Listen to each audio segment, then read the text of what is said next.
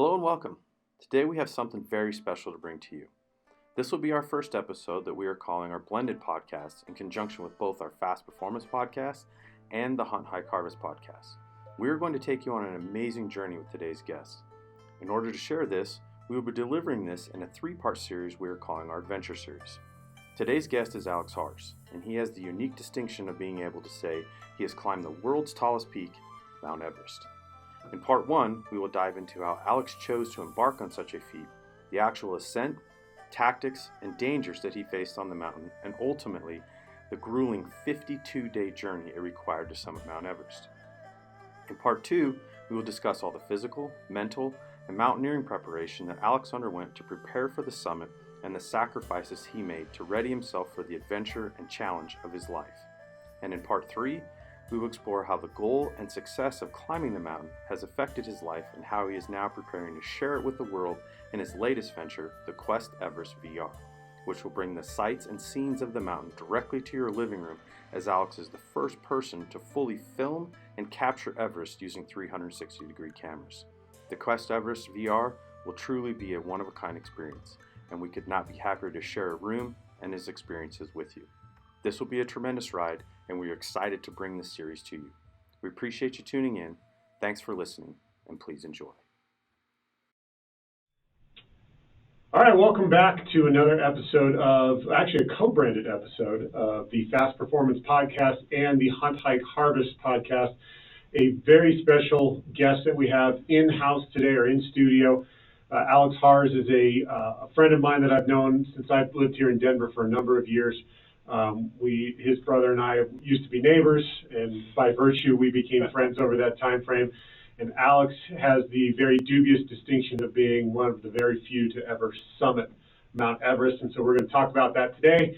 A lot about his experience in Nepal. He's got a couple of projects, as you can see up on the board, the Quest Everest Vr.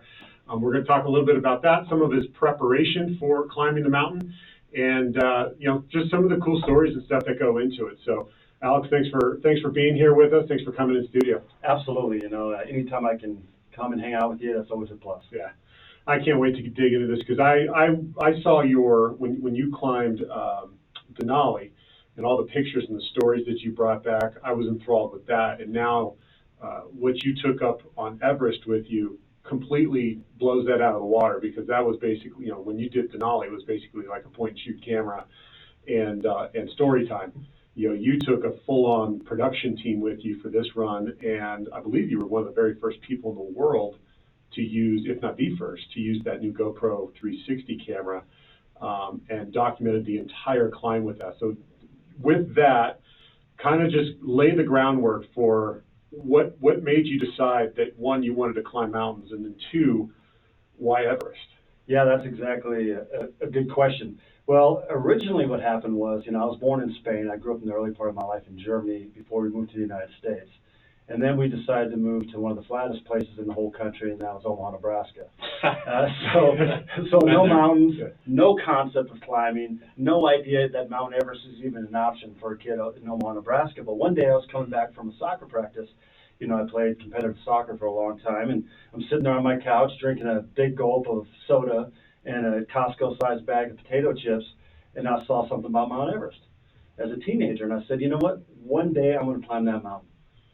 Out of sight, out of mind, for a long, long time. Here I'm now living in Denver, Colorado. I'm sitting on my couch watching daytime television, absolutely mindless stuff, nothing to do with Mount Everest. I wasn't into climbing at the time. And then this recollection just dawned on me for no apparent reason. They said, Alex, promise yourself that one day you would climb Mount Everest. That next day I started. I had no idea what I was doing. That weekend I went with my good buddy Ben. We climbed our first 14er in a January in the middle of winter with overweighted, outdated snowboarding gear on, post-holing up to my waist. I had no idea what I was doing, sweating like crazy, but I saw the summit in front of me. So I just kept going hour after hour after hour, and we finally made it to the top. Well, after another catastrophic summit like that on another mountain here in the wintertime and doing a 14er, Ben and I were like, it's probably time to get formal about this. Let's really figure out what the hell we're doing and learn the techniques of mountaineering, glacial travel, wilderness survival, rock climbing, all the stuff that you need to climb big peaks. And that's how the process started. So it was really initially just a promise to myself, and I thought if I couldn't keep a promise to myself, how can I honor commitments to anyone else? And that's where it came from. Then after climbing out Mount Rainier, and then I went down to Argentina and climbed the highest mountain in South America called Aconcagua, stood on the summit up there, and I realized this is amazing. I could see the curvature of the earth. I could see through the whole country of Chile. You know, I could see where the airplane crash from the movie Alive was. But I was like, you know, I can't just do this for myself, just to climb this mountain. And then that's when the light bulb went off and said, let's turn this into something bigger, something where I can take people on this educational thrill ride to have them have the opportunity to experience this, which they normally would never be able to do. And that's how the Quest started to come about. And then I went to Denali until Alaska and just climbed it by myself with Ben. Him and I, just two-man team, lugging our sleds up there. And then, you know, the years go by, you know, I was in film and television stuff and had a radio show, and then the timing was just right. And what I did was I stopped drinking for a year. I started training 7 days a week, 1 to 3 hours a day, no exception. And I said, okay, next year I'm going to Everest. And I went with a good friend of mine who was also a guy I climbed Aconcagua with, and off we went. And then I had to put together the whole filming, the film crew, and all that other kind of stuff that went along with it. We had 7 cameras there on the 2D side of things, and then we also had the virtual reality camera set up, and I filmed that in a first person, like over the shoulder video game perspective, in order to give the public and the audience around the world the closest possible experience it was like climb Everest without being dumb enough to get off the couch and do that stuff. And that had never been done before, right? No. That's never been documented, no. The travel, I guess. I mean, so how long were you on the mountain? 52 days total. So 9-day trek to base camp, and then at 17,500 feet is where the climb starts, 43 days up and down and back to Kathmandu. So I remember looking at Chris, your brother Chris would show me your Garmin tracker, and just looking at the tracks back and forth. It's not just I think a lot of people realize it's not just let's hop base camp 1 to base camp 2 to base camp 3 to base camp 4, right?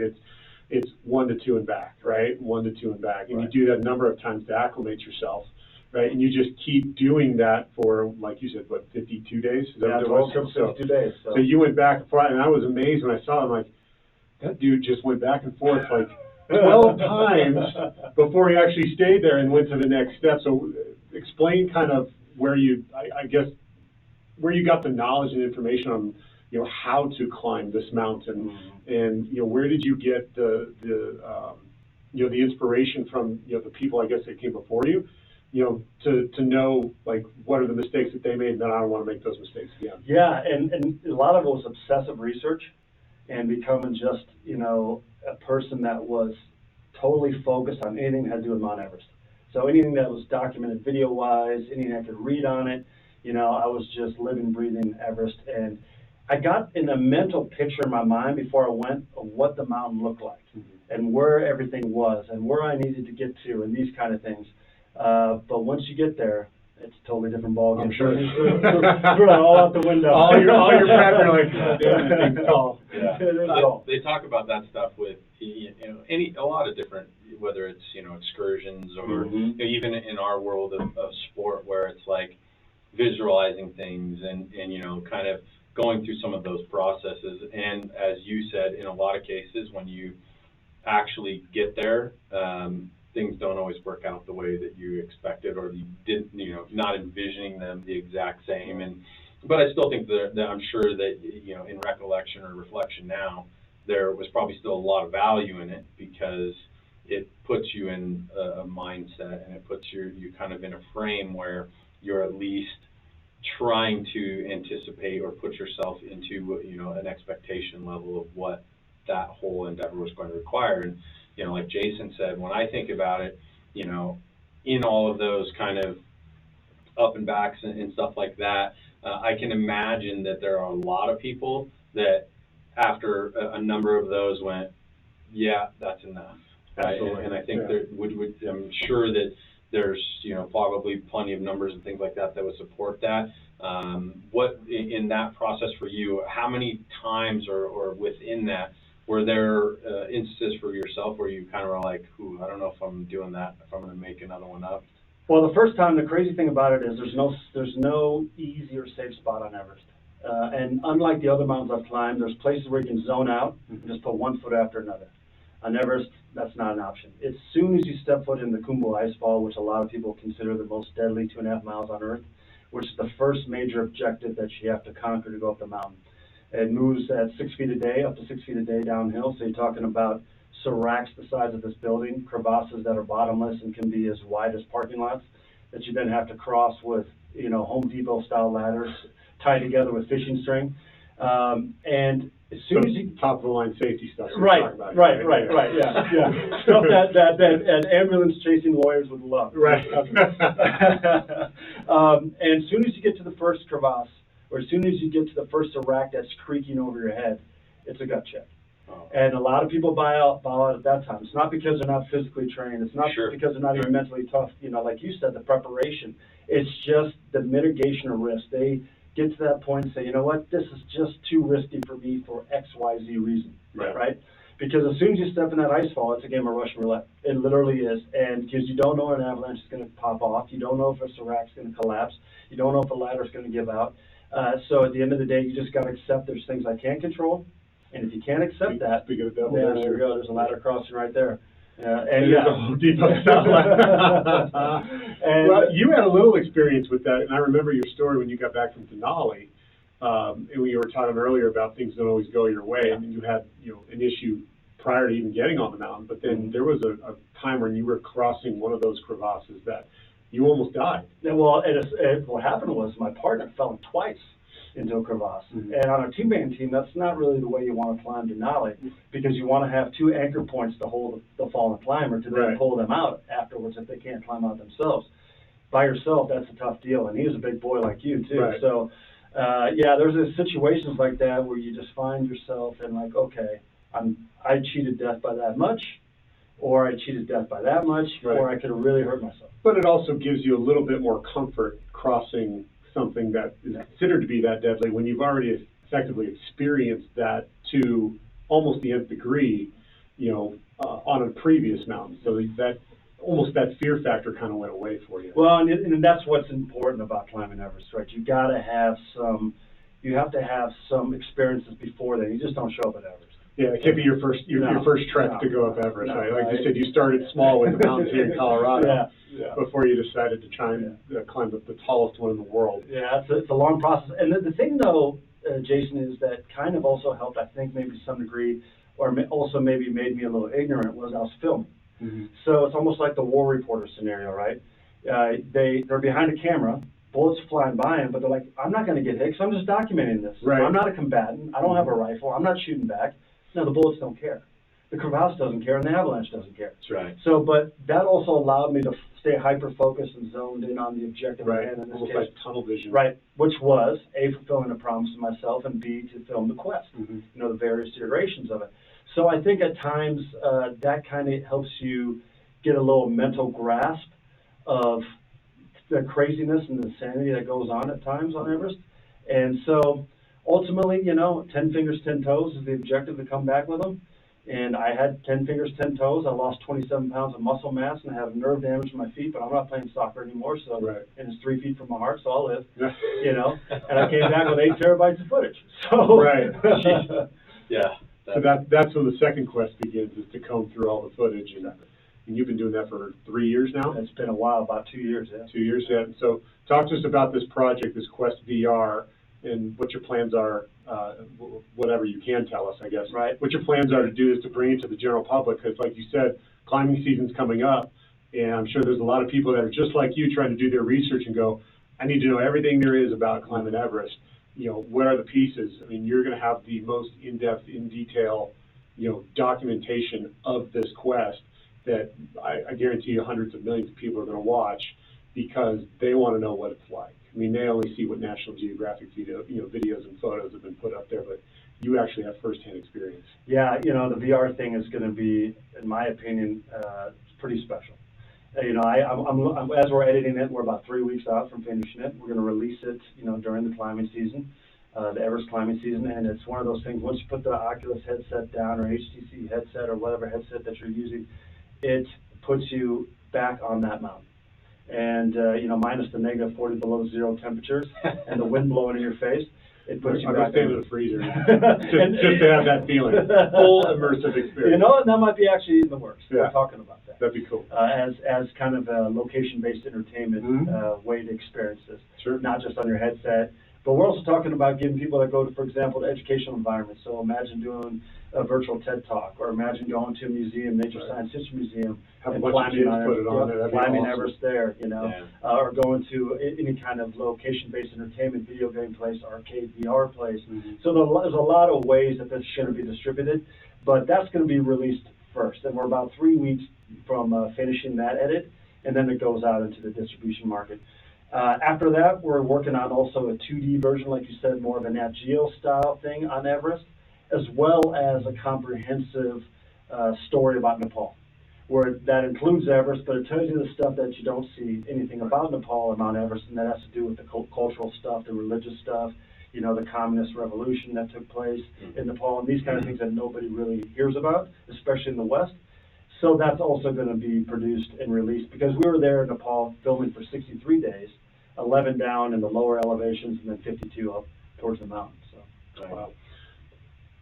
I was gonna say, so you touched on something that, you know, reminds me of what I think is an interesting question, based on the fact that, you know, going through everything that you did, going through the experience and obviously the work and all that other stuff, you know, what are some of the things, not in super specifics, but maybe more in fundamentals, which were some of the things that most people, outside of saying, oh, well, you went to Nepal, you go up the mountain, you climb the mountain, you come back down the mountain. Obviously, everyone understands how difficult it is, how dangerous it, you know, the danger involved, and all of that. But what were some of the things that were maybe unforeseen, that, you know, maybe snuck up on you? Things that you're like, ooh, I didn't prepare for that, or I wasn't aware of that. You know, there has to be, just based on how many, you know, ducks you have to have in a row to even, you know, and a lot of people don't even understand that. Maybe talk about that as well, which is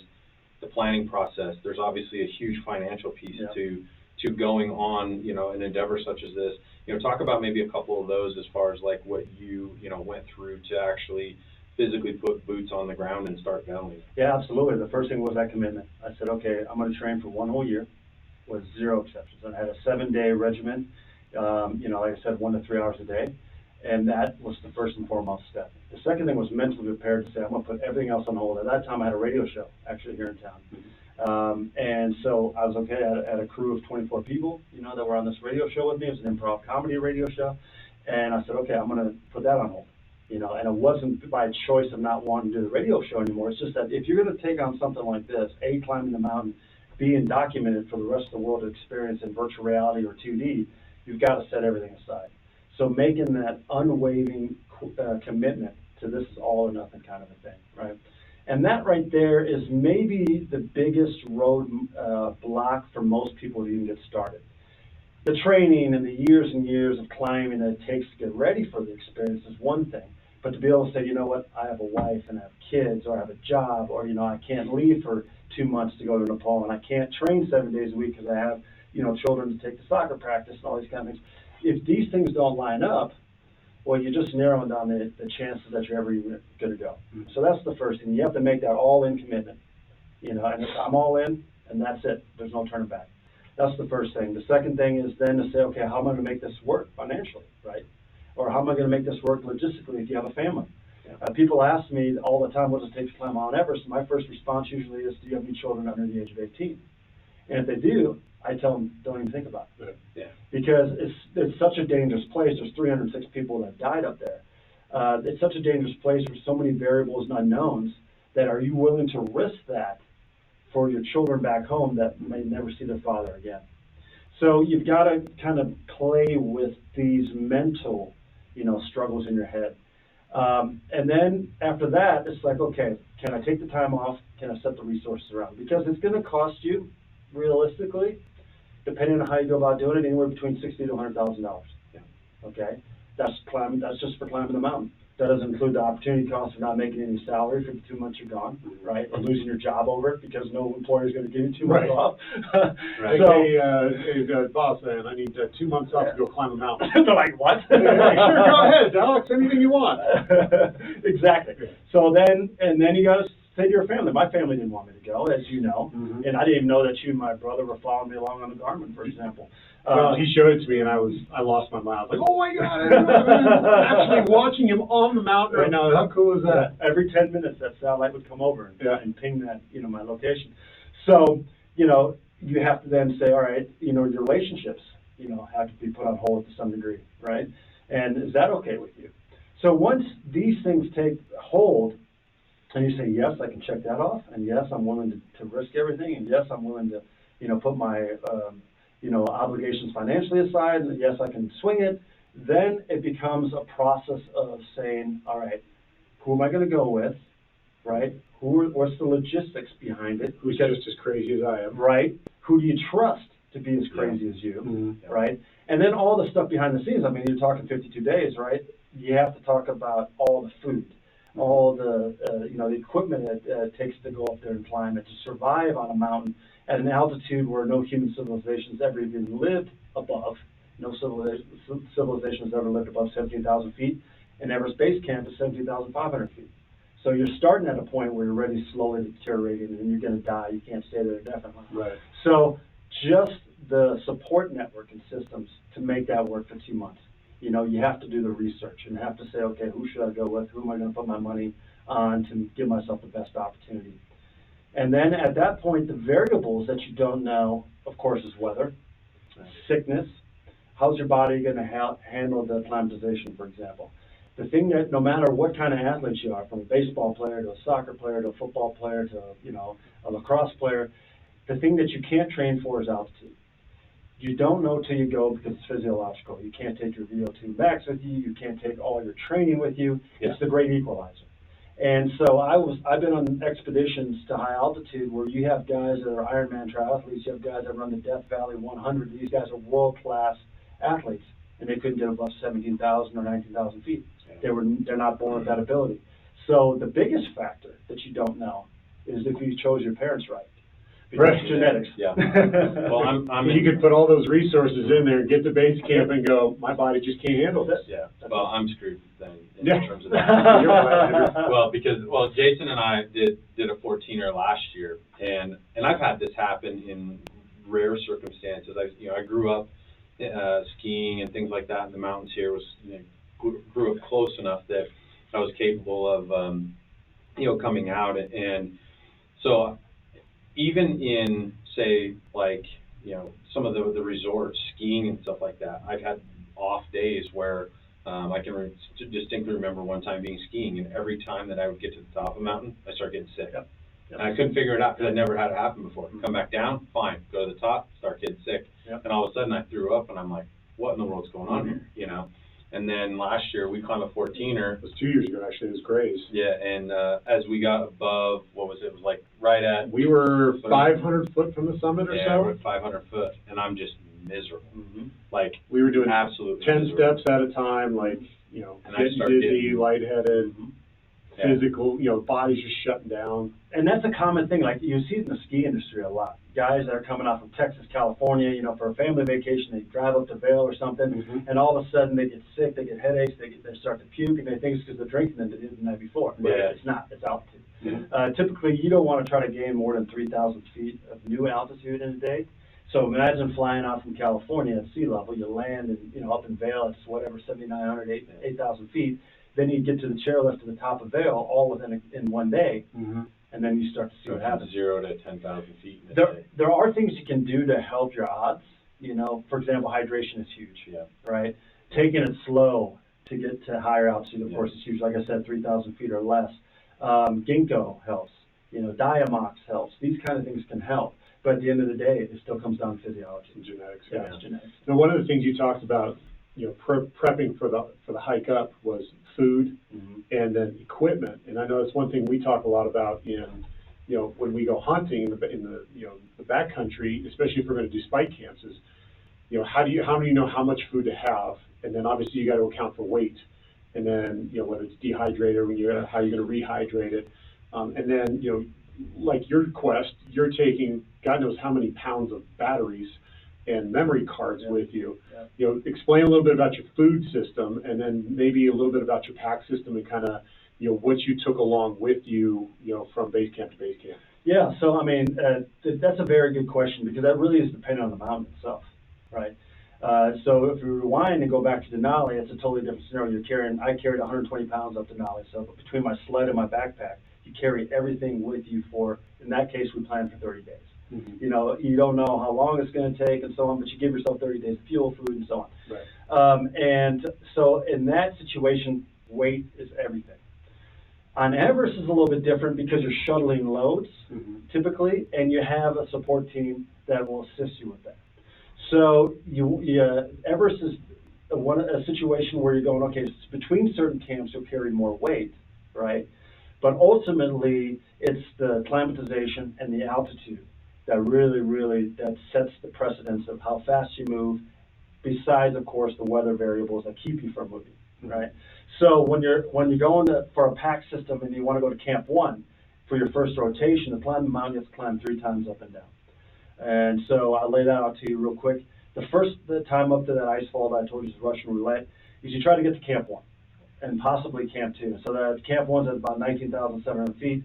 Camp 2 is around 21,000 feet. So depending on the team's philosophy, some teams say, let's go to Camp 1, hang out there for a couple of days. Others will say, let's go to Camp 1, spend the night acclimatizing, and then the next day we go to Camp 2, spend the night, and then come all the way back down to base camp. It really depends on the philosophy of the team. But you're carrying just enough stuff that you want to leave there for the next time you go up there. Right. Okay. So you're shuttling smaller loads to each. So it's like a system, right? Yep. Where you just bring a little bit here and go back, bring a little bit more, go back, bring a little bit more, and then from there, okay, interesting. Exactly. So then the second time you go up the mountain, your goal is to try to hit between 23,500 to 24,000 feet in that range, which is Camp 3. So you go up to Camp 1, you might bypass to go all the way to Camp 2, spend a day there, and then the next day you go to Camp 3, but you brought your summit gear with you that you leave at Camp 2. Because the next time you come up the mountain, you're going for the summit. So you cache that stuff for that following rotation. You don't go any higher on that second rotation than 23,500 or 24,000 feet because your body can no longer acclimatize or produce more red blood cells above that altitude, so there's no benefit of going any higher. You're just hurting yourself, essentially. So then you go all the way back down to base camp, and now you wait. You wait on the weather. And the weather on Everest is specifically related to the monsoons and the jet stream. Where's the global jet streams, which fly right over the summit of Everest? That's the jet stream that everyone hears about. And so the wind speeds can be over 200 miles an hour on the summit of Everest. And where's the monsoon that's coming out of India? Because what happens is the monsoon will generate off the Indian Ocean, and it'll come up to the Indian subcontinent, into the Himalayas, and just for a certain time in May, will push that jet stream off the summit far enough to give you that chance to go for the summit. And that's where the timing and the weather projections come in, and it's not really localized projections. It's global wind patterns, high pressure systems. We got ours from a guy in Belgium, halfway around the world. So you're trusting those projections on your decision to go for the summit. You're trusting a weatherman. A weatherman, yeah, and that's living in Belgium. Right. Not in Nepal. Right. He's looking at a computer screen with a radio going, yeah, you guys are good. Yeah. And then once you make that decision, you're pot committed. You either make it, you don't, you die, you come back, whatever the scenario may be. Yeah. So what kind of food did you take with you? I mean, you bring a mountain house with you? You bring cans of tuna? Really, it depends on the camp. The higher you go, the less you have. And by the time you get to Camp 4, which is the last camp that you stage from, that you go out in the middle of the night to go for the summit, that's at 26,000 feet that they call the death zone, where you leave from, there you're not eating anything. You might have a power bar or something, you might hit a thin bar and have some gummy chews or something, and a liter of water, and that's it. And a spoon of dehydrated mountain house, for example, macaroni. But that's it. I mean, your digestive system shuts down at those altitudes anyway, so it really doesn't matter. Right. You're not taking in anything. At that point you're burning 20,000 calories a day. So no matter what you put in you, it's not going to make a difference. Right. You're saying 28,000? 20,000 calories or so on some days. And on a normal climbing day, somewhere between 10 and 12,000. Makes me not feel so bad about eating a pizza. Well, and you know what? That's part of the training process, right? before you go, you eat anything you want. The key is to actually pack on as much weight as you can. The problem is, as hard as I was training, it was almost impossible. Right. When I was training 1 to 3 hours a day, it was impossible with my metabolism and how hard I was training to even put on any weight. But the key is to really eat as much as you can. So is it a double-edged sword, though, if you don't want to be too heavy on the mountain? Yes. Because if you're dragging up a 120-pound pack and now you're weighing another 20 or 30 pounds than what you've been training at. The thing is, honestly, the double-edged sword is really more muscle mass, because the fat's going to burn, right? And it's going to burn right away. And especially if you trained yourself to burn that fat, you know, in that 65% target heart range rate that tells your body to burn fat versus what's in your stomach, then you're starting to burn off all that baby fat, right, that you want to have before you go, which, of course, I didn't have. But people try to get, and again, not everybody gets it. Most people, they look pretty lean by the time they even get to Everest. Right. And then it's just emaciation and survival mode. Your body just, everything shuts down, from the digestive tract, your taste buds, your immune system. It's just, your body goes into just head and heart, and that's it. You know, and so you just start to wither away. It doesn't matter who you are. Hey guys, we hope you're enjoying today's episode. We want to take a quick second to thank our sponsors who help make these episodes possible. In the show notes, we provide you with exclusive discounts from our sponsors so that you can take full advantage of these opportunities. We want to thank Numa Outdoors, Mio Labs, and Thor Nutrition. Now, back to the show. All right, so before we so rudely interrupted, your first meal coming off the mountain, where'd you go? What'd you eat? I went to Kathmandu. I went to a place called Fire and Ice Pizza, and I ate 3 pizzas by myself. First, wait, there's a pizza place in Kathmandu. Yeah, it's not like a Domino's or No, anything. no, and it's a very good one too. Okay. Actually, it's a very popular with guys that go on expeditions to Everest. Yeah. And so It's like us eating a greasy spoon and when we come back from home. right, Yes. right. I mean, and it's amazing because I was like, yeah, I felt hungry, but I didn't realize how carb starved and how starved I was until I ate 1 and I didn't feel it. Right. I ate 2 and I was like, well, I'm still good. And by the time I ate the 3rd one, I was like, holy moly! I ate. That's a Wait, lot. how big are these pizzas? Your normal, like an 18-inch yeah, pizza, no, or like like you a know, like a 10 to 12 like inch personal. like a medium, like like you would you get got at- the Domino's 555 deal and Yeah. just powerhoused it. And you went all 5. Yeah, yeah. And of course, since I didn't drink any alcohol for a year, a couple Everest beers went with that too. Oh, Sure. boy. Yeah. Yeah, that Were probably you was- blitzed after like 1 beer and Yeah. Well, alcohol you know hit what? your I, system? actually, more than anything, I felt bloated. Yeah. Oh, okay. Not Wow. used to the carbonation again. Yeah. Bloated from beer and 3 pizzas. Yeah, I'm sure that'll do it for you. Yeah. That'll do it. Well, and then you mentioned like just caloric burn too, right? And how much weight you lost, because like I just did a whole bunch of research and was trying to find correlators based on output at altitude for us here. Not at Everest, but and a lot of that comes from research done with the military. What happens with adding weight and load, and some of the stuff that I found, which again is yes, it's at good elevation, but it's not. We're not talking anywhere near in the same ballpark of what you're talking. We're talking 6, 8, 10,000, maybe a little bit more here, and the average person with a moderate load on their back is going to start burning somewhere in the neighborhood of like 7, 11, maybe even 15 calories a minute. And you're talking about doubling that. 28,000 calories a day. That's absurd. That's an insane. Yeah, because I mean, altitude. So you're constantly in caloric deficiency. Always. I 100%. mean, you're burning an extra 1,000 calories a day just to stay warm, because we're endothermic, right? Right. But we're hypoxic.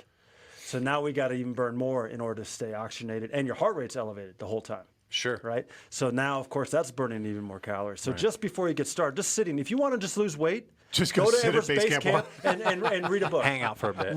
Read a Game of Thrones book. 700 pages long. Yeah. How many days it takes? I guarantee you, by the time you go back to Kathmandu, you've lost weight. And eat as much as you want. Whatever you want. Yeah, like Whatever the you ultimate diet. There's a new market you can tap into. So Right? Holy- talk to me real quick about sleep on the mountain Yeah. and how even with your elevated heart rate and all the calories you're burning, and obviously the physical exertion. Yeah. Talk to me a little bit about sleep as you work your way up. Yeah, sleep is tough. It's very tough because of those reasons, right? The heart rate elevation, the fact that you're hypoxic. Sometimes you get these things called Cheyne-Stokes breathing. For example, one of my teammates got it, and it's what it is essentially you stop breathing, that subconscious breathing response. We don't think about breathing unless we really think about breathing. So when you're doing your everyday activities, you're climbing, running, whatever, you're not thinking about breathing to the most part. So same thing goes there. All of a sudden, your body stops breathing altogether. And then you wake up in the middle of the night gasping for air because you didn't take a breath for the last minute, for example. Wow. And that's called Cheyne-Stokes breathing. And that can happen to anybody. It might not happen to nobody. It just depends on the situation and, again, how your body's acclimatizing, whether you're hydrated, and all the different factors that come into assisting in acclimatization. And so that affects your sleep big time. So sleeping at altitude is difficult. And I'm a light sleeper to begin with, so I got very little sleep. Right. You know. So what is the record for summiting? Like how fast? It took you 52 days. Right. What is the record for somebody to go from base camp 1 to the summit? If you want to go from base camp to the summit, if you're acclimatized, meaning you've climbed another 8,000 meter peak or another peak that's above 26,000 feet, that's the kicker. So if you want to do kind of a speed ascent on Everest or any of the big 14 of the 8,000 meter peaks, is you go to another one to get acclimatized, right? Because you have about a 2-week window where you hold that acclimatization. So let's say if you went to a peak and you went to 26,000 feet, and then you go over to Mount Everest, well, you're pretty much good all the way up to Camp 4. So you can go all the way from base camp up to Camp 4 if you wanted to, right, in 1 day or 2 days or however fast you want to go. Right. That speeds up the process big time. Gotcha. You have some people that try to do, for example, they use these Gamoff bags, which was actually invented from a guy that's in Boulder. And what those is it puts training into your system where you're trying to produce more red blood cells. You're trying to acclimatize without actually going to altitude. So Gotcha. So you're cheating that process. You're priming the pump, right, you're so to priming speak. that. So some people will go and they will speed up the process to base camp. For example, instead of trekking in 9 days, they might, because of work obligations or because they're a professional athlete and they're somewhere else, they might fly and take a helicopter into base camp, right, and start from there. So there's different techniques, but ultimately it comes down to your body, how it reacts, and how quick you can acclimatize. That's really going to dictate the speed of your attempt. But if you want to do something crazy like that, you're going to have to do it during that weather window. Right. There's no other way around it. So is that something when you sit down and go over with your team, like, here's how we're going to plan a summit? Are those some of the strategies you go over? Like, we can go this route where we can go to this peak and then, work our way over and then try and get up there as quick as possible. Yep. Or I'm going to try this other, priming system where we can get to the next base camp faster. Yep. And then ultimately you decided on, we're just going to go from the bottom to the top. Well, and that's the traditional way, right? There are some expedition teams that like to climb the neighboring peaks for acclimatization, mainly to avoid the ice fall, because they don't want to play Russian roulette as little as possible, right? Because each time you step in there, you're just spinning the dial, spinning the dial. So in order to cut down the likelihood of something tragic happening in the icefall, they'll climb neighboring peaks to get their acclimatization rotations, let's say up to Camp 2 in elevation. So is there in the climbing world, is there people that would look down on that type of training and say, well, they kind of cheated, so to speak, because they went this place first and then came here, versus somebody who does it the more traditional route? Not so much. It's more about if you want the full experience. Right. Right. I mean, if you're taking helicopters and you're flying to Camp 2 and that kind of stuff, then you're kind of cheating. Right. Because you're not going through the icefall. You're not doing the physical exertion that it takes to get to Camp 2. You're not going over those ladders that you saw. Right. These kind of things. And again, that's not really something that's even commonly talked about or even an option, because the helicopter pilots don't want to go up there. Right. They only want to go to Camp 2 if it's for a rescue. Sure. To save somebody's life. Right. Because the air is so thin up there that the helicopter pilot's life's in danger just to perform a rescue. And they got to strip them down. I mean, it's like gutting a car, like doing some dirt track racing car where it's just a cage and a shell. Right. That's what the helicopters look like. They pull everything out of it in order to be able to fly up into those altitudes. That's crazy. So, yeah, you don't really see that too much. Now, will that happen maybe in the future? Don't know, but I don't think Nepal is going to allow it, honestly. Yeah. They're actually started to put more regulations on the prerequisites that it takes to climb the mountain than less. For a while, it was a little bit less where they're more lenient. But now they're starting to talk about you have to have an 8,000 meter peak under your belt before you can apply for a permit. Meaning, if you haven't climbed a peak, there's only 14 of them in the world that are 26,000 feet or higher. Don't even apply for the Everest permit. So that eliminates a lot of that kind of stuff. The riffraff. Right. Sure. Right. People with lots of money. Yeah, guys that, are, for example, that might be hotshot, pro athletes, Yeah. Adrenaline junkies and so on, that may or may not be physically capable, but to eliminate some of this kind of fast tracking to get to their goal. Yeah. I'd be really pissed if I was at base camp 2 and some yokel came flying in on a helicopter to join me after I just spent however many fellas, days how's it trucking there. going? Yeah. It's one of those things, too, that the guys that are there, they know. And it's one of those things that you might go home and you tell a story back in your country, wherever you're from. But inside the climbing community, Right. yeah. You've got to be able to live with yourself knowing that you kind of cheated a little bit. Well, and I have, so I'm trying to think how this would be. It would be a step cousin to me, if you will. His wife, she has been to, I think, Camp 2. She never actually had any attempt or she really wasn't planning on summiting. Do you see a lot of that? Because I found that as I was kind of hearing the story, and she's been doing all sorts of similar things, where unfortunately my cousin was killed in the climbing accident. But ever since then, she's kind of like, I'm going to pick up the torch and carry it, and so she went and did that. How much in terms of, people on the mountain, because you hear a lot about that as well. I think some of those things are maybe not discussed as much, as you're moving, like you said, as you were daisy chaining back and forth, up and down. How many people are you encountering, throughout that whole, outside of just your team? And then, we didn't even really talk about that. Like, how many people were in your team? So in my team, there were 3 other climbers. A guy from Norway, a guy from Brazil, and a woman from Turkey, and then the rest is support staff, right? And then the expedition leader, my buddy Ryan, who was the expedition leader, and then our Sirdar, which is the head Sherpa, climbing Sherpa. He then manages, for example, the other Sherpas that do climbing support. So, but with regards to the actual climbing team, it would have been a total of, say, 5 to 6, okay? And then the rest is all support staff. So that's our team. Some teams are bigger, some teams are smaller. How many teams you come across, it really varies on the day and where you're at. So in our case, the summit, I had the whole summit to myself with my buddy Tashi for 45 minutes. There was no one else up there. And mind you, there's no coordination. There's 2 main routes. There's 18 routes that have gone up Everest, and there's 2 main routes. One comes in from the Chinese side, one comes from the Nepalese side, because it's literally Everest is on the international border of China and Nepal, or China and Tibet and Nepal, depending on how you view it. And you're literally climbing, when you're coming up the Nepalese side, you're climbing on the actual international border. So if you fall to your right to your death, you fall down into China. You fall to your left, you fall into Nepal.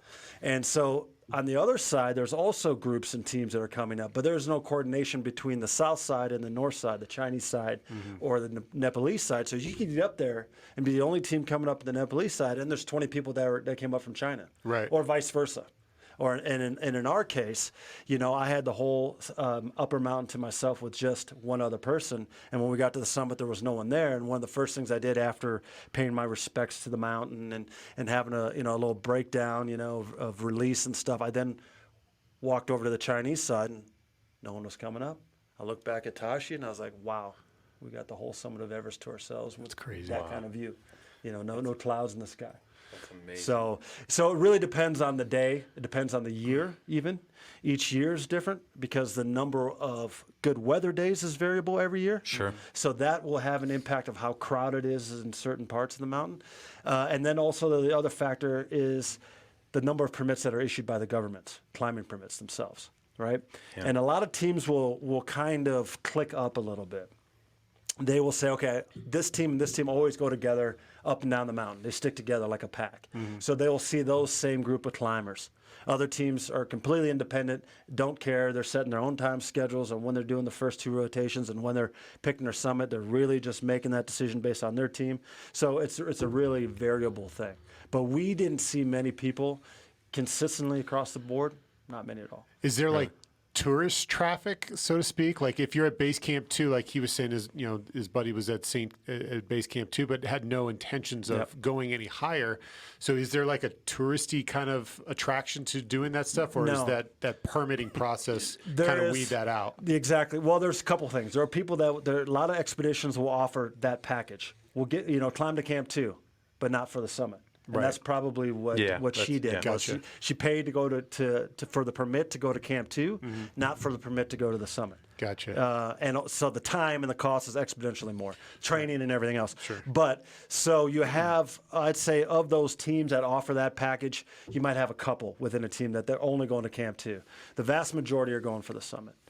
But where the traffic comes in is really the trek to base camp, because you have a lot of trekkers from around the world that have a bucket list thing of just going to base camp. Right. I mean, it's a cool thing alone, and a 9 to 12-day process to just go to base camp. Sure. And if you're lucky, through the corner of the West Shoulder, Nipsey, and if the clouds are sitting right at base camp at this place called Trekkers Rock, where the trekkers go, they don't go deeper into base camp. They stop at Trekkers Rock before they turn back around and head back down. You might be able to see the summit of Everest or the south summit of Everest. And so that's the experience, right? Right. But the rest of that base camp, because the base camp's about 1 mile long. It's long temporary tent city sitting on the world's highest glacier that's constantly moving. And the rest of that base camp are permitted climbers only. Right. So, but the trekking, the 9-day trek to base camp, you may see on some years a lot of trekkers from all around the world. That's crazy. Yeah. Now here's a question that you never hear anyone ask when it comes to this, or at least I haven't, is you got to the top. Mm-hmm. Everybody goes, oh, you made it, you did it, obviously an amazing feat in itself. No one ever asks, what was it like coming back down? Yeah, that's totally true. And it's a very good question, because more people actually die on the way down than they do on the way up, because of either physical exhaustion, overexhaustion, or mental lack of focus, because they're just so drained. I made it, and then you let your guard down. Exactly. And it's like climbing a tree, right? When you were a kid climbing a tree, it was easier going up because you just kept going up like a ladder. Right. But then imagine putting your foot placement back down on the branches to get back down that tree. It's the same thing on a mountain. You're going down steep terrain, unstable terrain on top of it, and usually angular terrain. So you have to watch every step and stay focused on every step of where you're going. And again, you're cashed out, you're tired, you've burned through all your adrenaline because now you made it to the summit. Mm-hmm. So what drove you to get there is no longer there. That's gone. Now you have to make it back down alive, but that's the whole thing with Everest. Summiting is optional. Coming home alive is mandatory. Yeah. Right. So that the climbing down part is definitely difficult, and it's more of a game of mental focus. And the other thing is the wear and tear on the knees and the toes going down like that. Well, I keep seeing that slide pop up with your toes. All my 10 purple toes. Yeah, made me think about that. Like, was that already there by the time you got to the top? Maybe. Don't know. I didn't take my socks off for days prior, but I definitely started to feel it on the descent. I started to feel it on the descent, maybe because I was more focused on each step, maybe because the downward terrain, you're punching your toes into the front of the boot more, maybe because, I was just at the point where it's starting to really, feel, the pain in my boots. But when I got back to base camp and you see that shot, it was, all of them were purple, lost all my toenails. And then, of course, subsequently nerve damage thereafter. So talk a little bit about your gear that you took up there. You're just talking about your boots and things like that. Like, talk about how you chose the kind of gear that you did. Obviously, how much gear you took with you, knowing the extreme temperatures that you were going to face, on the climb up and back. Yep. So from the temperature side of things, you don't have a ton of choices, right? Because it's a very niche, specific kind of a thing. It's not your REI kind of a thing to go out and just go to REI and buy my Everest gear. Right. You can buy some of that stuff, of course, climbing harness, your ice axe, your carabiners, your rope stuff, these kind of things, your backpack. You can buy all that stuff. But when it comes to a negative 40 below zero down suit that you wear on your summit push, the negative 40 below zero down sleeping bag, these are the things that you're not going to typically find at your normal hunting or climbing store. We don't have any of that stuff. No. And even we're complaining if it's in the 30s. Right. So that's something that you usually do your homework on what either A, the reviews you read, or what fits your body type. So in my case, one of the big limitations was my size, my height, tall. and my shoe size. Most mountaineers aren't tall, like Right. Jason and I are, right? So boot sizes, it becomes very hard. There's only two choices, essentially, for me, for boots. What size boot do you wear? And so on my Everest boots are size 15. Right. So that's Right. my normal tennis shoes, 15. So, yeah, and so those are handmade. Right. And they only made, when I bought them that year, there was only 12 of them made in the whole world. They only made 12 of that size, so when they're gone, they're gone. Right. So, Pretty cheap, I'm sure. Yeah, and they're not. Yeah, and they're $1,200, or so they're not cheap on top of it. But it's one of those things where sometimes you have to pick based on your physiology, and the other times you base it off preference. But yeah, you need multiple layers. Probably similar to the hunting situation where we always use a 3-layer system. So you have a base layer, a mid layer, and then an outer layer, and you're constantly shedding those, taking them on, putting it on. Because on Everest, for example, it's when you get into an area called the Western Cwm, which is above this ice fall that you see here, it's this bowl, right? And it's surrounded by the towering trio of Everest, Mount Lhotse, and Mount Nuptse. And that makes this big bowl where these crevasses are. This is Camp 1 right here, and where that ladder is that we're going across. And what happens is when the sun is out and the air is still, there's a heat index of 100 degrees. Because of the solar radiation of being so high up, right. plus the reflection of coming off the snow. Yeah. You know how you burn yourself snowboarding quicker than at the beach, right? So it's literally freeze or fry. You're literally shedding everything, and you're just sweating. Right. But then as soon as the clouds come over, it can drop 80 degrees. So now you're putting everything back on, and Right. you're freezing. So you find yourself like climbing in a massive, on a peak in a massive snow bowl going, I just need to be in my T-shirt right now. Right. Like you're going to hike at 20,000 feet in a T-shirt. T-shirt. Right. You'd never guess. And then the sun comes out and you're going to freeze in 5 minutes or Yep.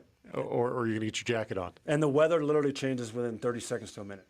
That fast. Wow. The mountain is so big it generates its own weather. Right. And then up there, there's just so much unpredictable and variable weather conditions, at those altitudes. So you literally just have to always be taking off stuff, adding stuff. Doesn't matter if it's gloves, and then it's mittens, and then it's just a liner glove, and then it's a full, working glove, as we call it, And so, yeah, you're constantly making those adjustments, even in your sleeping bag, right? You could be laying there, and you know that too, from a hunting perspective. The sun comes out in the morning, and you're frying inside your bag.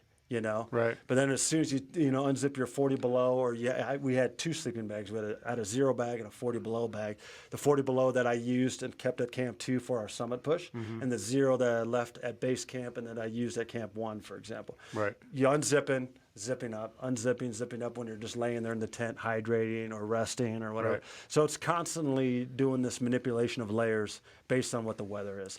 But it's a lot of gear. It's duffel bags of gear. Right. And then add camera equipment to it. Right. So how many pounds of batteries and things like that? Because I'm sure that, at those temperatures, some of those batteries are not exactly holding their charge very long. Yeah, you keep them, for example, what I did is I started to keep my cameras and my batteries close to my chest underneath my actual down suit because they were freezing. Right. So the battery life was 25% of capacity at best at those cold temperatures. The camera may or may not turn on or turn off because it's too cold. Right. The lenses then could fog up because of the humidity condensation in your suit. So you're constantly fighting with these battles to just film on the mountain, let alone to climb it.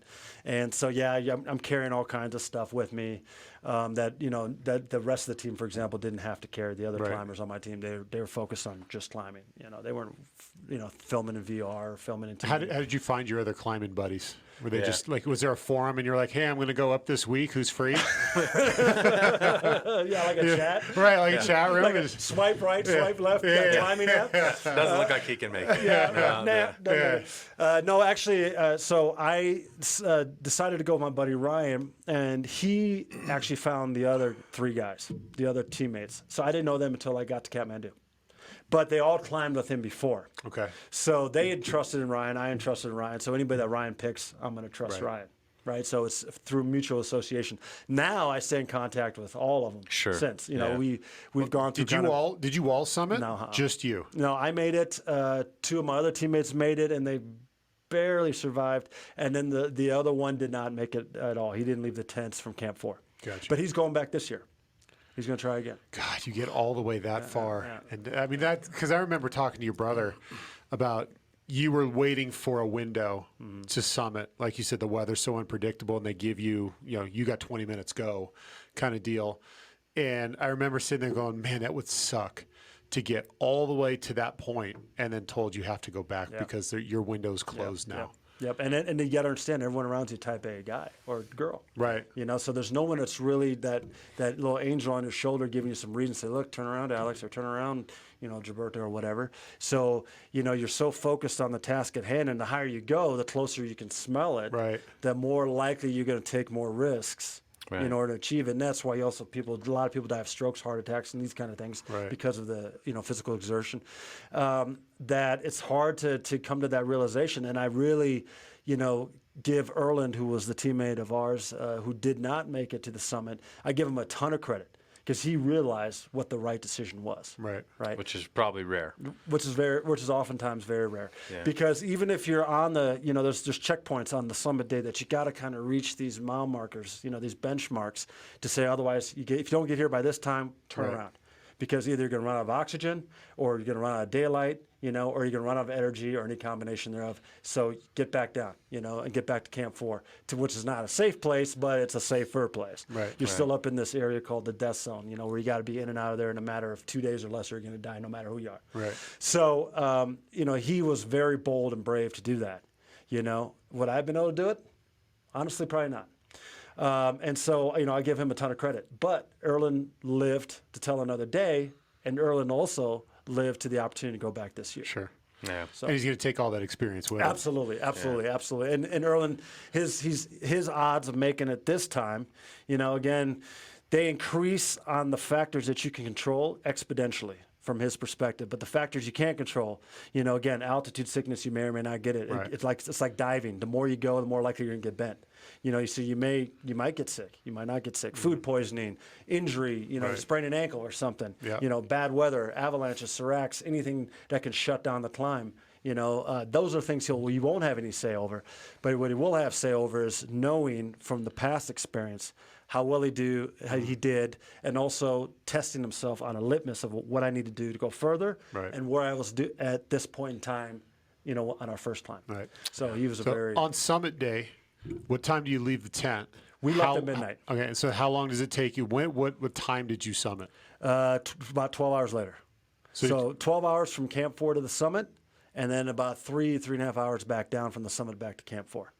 But the thing with that is you leave Camp 3 the earlier that same day. Mm-hmm. So we left Camp 3 at about 8 in the morning, and we go all the way up the rest of this Lhotse face, which is this 5,000-foot wall of ice you've got to climb that basically sits between Camp 2 and Camp 4, and you have to climb that objective to get to Camp 4 to then get to that chance at the summit. We climbed that earlier in the day. Mm-hmm. So when we got to Camp 4, we laid down in the tent for, say, 4 or 5 hours, try to rest as much as possible, drink a little bit of water, get one scoopful of dehydrated food, and then at midnight, without any sleep, up we went back again out for the summit. And it was cold, and it was dark. You know, the wind was howling up there. It's like a jet engine. You know, it's at South Call or Camp 4. And then you go, head down in the darkness, lamp facing down, up you go until the sun comes up. And then, so how many feet do you have to summit? Another 3,000 feet. So it's a 3,000 foot from base 4 to the summit. And that took you 12 hours to go 3,000 feet. Yep. And it only took you 3 hours to come back down out of that? Yeah. Were you like on a sled? Tashi and I were just going. Oh, okay. So Tashi, his hands were cold. Mm-hmm. He had a problem with his regulator, so we had to stand there a little bit below the summit, try to fix it. That becomes a very serious situation. So we got down. Him and I were just, you know, switching the ropes and going down pretty quick. We then waited at this place called the balcony because our rest of our team was still going up. They were behind us. And you don't know this because when I was climbing, I was just climbing initially with Ryan in the middle of the night. You don't know who's behind you besides the headlamps that you see moving. But we didn't know where everybody was, you know. And then when Tashi and I, went up to the summit, we don't know how much farther the rest of our team was behind us. That we waited for them to check in on it because we can get kind of a visual towards the summit. Right. After that, we would no longer, get a visual. We might not get a radio either. Mm-hmm. So we waited there to see, okay, did they make it? Are they coming back down? So Tashi and I spent probably 30 minutes at the balcony just talking about, our teammates, also talking about Buddhism, looking into Tibet, and just having other experiences along the way. And then we rappelled the rest of the way back to Camp 4. So we did that pretty fast, coming back down, relatively speaking. But then we also waited up, for the rest of our teammates to get back down to make sure they made it back safe. And they got in just before it got dark. Then I was out filming time lapses, right? So I had to stay up to monitor the cameras because, again, I was producing stuff, and there's a good chance I'll never be here again. Right. So make sure to get this footage. Right. So by the time I laid down, I was up for 42 hours straight, and then climbing 27 hours. So how much oxygen are you carrying with you as you're summiting from base camp 4 to the top? I used a bottle and a half of oxygen. How big are those bottles? So the bottles of oxygen are about that size. All right, like I saw some of the pictures up here. It looked like it was like a grayish brown tank or whatever. Yep. So you basically, do you just puff off that whenever you need it, or is that constantly on you as you're going? You try to regulate your flow rate based on what is acceptable, but also on how much you're consuming. Right. The more flow you have, the little bit better, advantage you get, or little bit better breathing that you may get. But then also you're burning through it. Right. So if you're not then getting to those milestones, right, you're putting yourself in a position where now you're going to run out of oxygen. You got to turn around. So I kept my flow rate pretty low, and then on the way down I kept it even lower. Right. So I didn't burn much oxygen. And other climbers, it's completely different. So how heavy are those bottles? That is a good question. I never really I weighed figured, them. the amount of stuff that you had on, your total body weight had to have been, extreme, just with your suit and your boots. And now you're carrying a 25, 30-pound bottle of oxygen with you, or multiple bottles of oxygen. And it's crazy because, the weight on the feet is more than the weight on your back, right? So for each ounce you put on your foot, it's like putting 5 ounces on your back. So, from top to bottom or bottom to the top, you try to keep it as light as possible. But the one variable you can't change and cheat on is the oxygen bottle, right? You just got to accept that as given weight. And then in my case, they had cameras and the batteries and that kind of stuff. Sure. But so everything else you try to shave as much as you can. And as the expedition goes on, you're shaving body weight. Right. You're getting chewed up. Yeah, things are getting lighter. They're getting lighter, but they're not getting easier. But they're not getting easier because now your muscle density is not, you're not as strong anymore, and you're weak, and you're getting weaker and weaker and weaker week by week by week by just being at that altitude. So it all just kind of insidiously plays itself out. It's kind of a weird dynamic to think that you're dying the minute you step foot on the mountain. Yep. You're dying the entire time. Yep. And you're just trying to run out the clock. Yep. Before or trying to get up and down before the clock expires. That's exactly right. It's a weird, morbid way to think about it. Yep.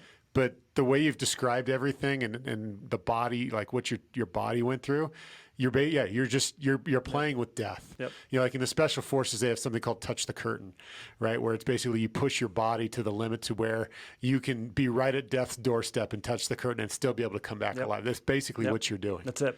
And the thing is, to climb the mountain, you have to go 20% harder than you've ever gone in your life on anything else, right? But that 20% that might get you to the top can also get you killed. Right. Right. I.e. heart attack, stroke, whatever, cerebral edema, pulmonary edema, all the different things that can kill you on the mountain. So it's that fine line, of pushing yourself hard enough to make it, but not too hard where you ultimately I was going to ask you that. Did you have any edema issues? I had no edema issues. There was people around me that did have edema issues. I saw people coming down. I saw helicopter rescues because of edema and altitude sickness and so on. Of course, you see dead bodies, and those are things that you just got to kind of deal with.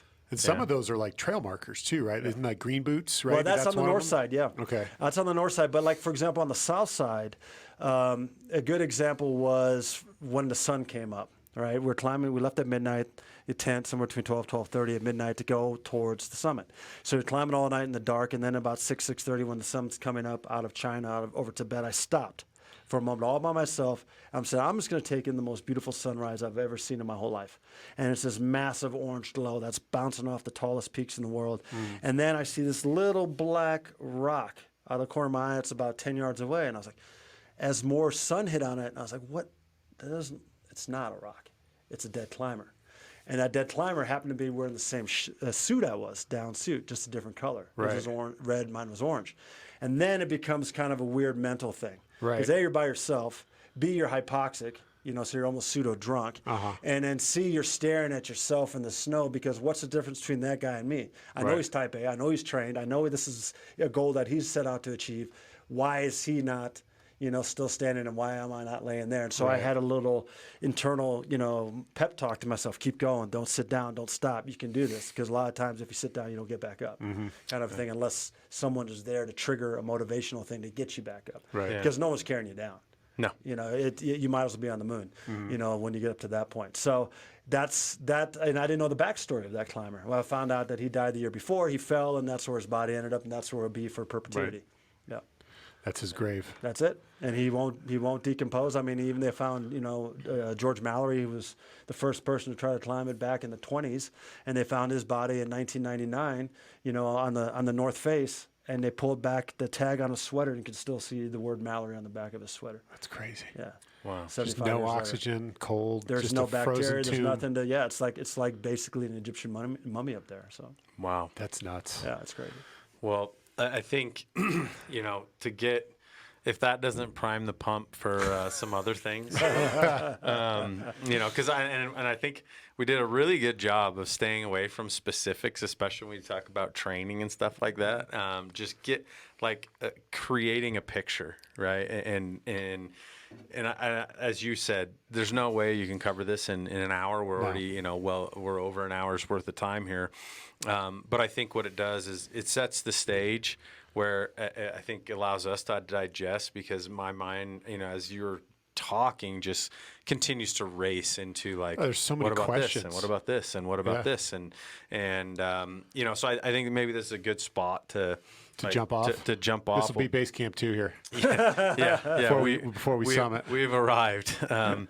But absolutely just amazing. And the one thing I did learn today is we have one thing in common, is that we've both lived in Omaha. And that's probably about as close as I'm going to come to comparatives in this conversation. Well, it looks like we got to talk on that alone. People from Omaha, the first thing they ask you what high school you went to. The No, I just happened to live there for about a year between undergrad and grad school. Okay.